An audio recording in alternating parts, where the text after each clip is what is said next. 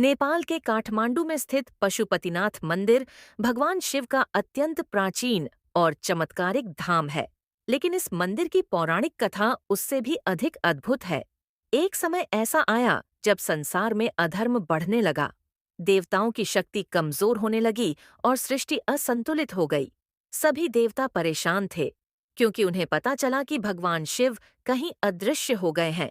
जब तक शिव वापस अपने वास्तविक रूप में नहीं आते, तब तक संसार का संतुलन ठीक नहीं हो सकता। देवताओं ने खोज शुरू की। महीनों वर्षों तक तलाशने के बाद भी शिव नहीं मिले।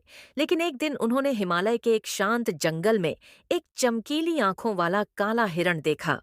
उस हिरण का तेज, उसकी चाल और उसकी ऊर्जा किसी देवता जैसी थी। देवताओं को आभास हुआ, क्या यह कोई दिव्य रूप है?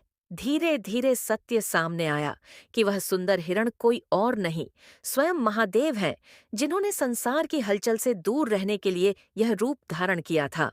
देवताओं ने उस दिव्य हिरण से विनती की, हे महादेव, संसार को आपकी आवश्यकता है, कृपया वापस आइए।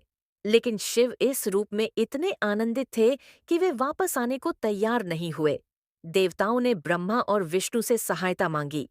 दोनों देवता वहां पहुंचे और शिव को मनाने लगे, मगर महादेव अब भी हिरण के रूप में जंगलों में दौड़ते रहे।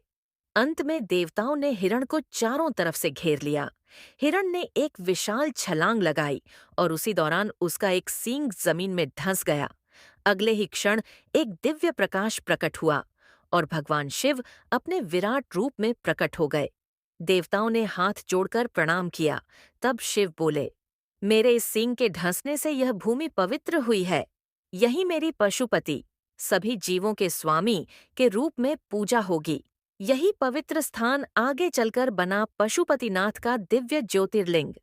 आज भी कहा जाता है, जो भक्त यहाँ सच्चे मन से आता है, भगवान शिव उसका दुख हर लेते हैं और जीवन को नया मार्ग देते हैं।